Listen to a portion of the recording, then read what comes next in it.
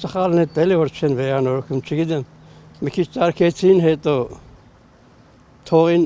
այն մասը թողին լրիվ պատերը քանդվում, հենապատերը լրիվ քանդվում են, փոստերը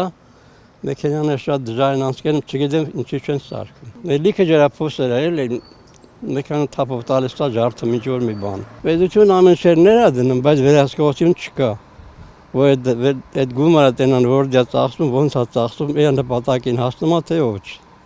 Դա հիմնական մեր պետության սխալը, որ չկա վերահսկողություն, ոչ մի բանի վրա, աբսոլյուտно։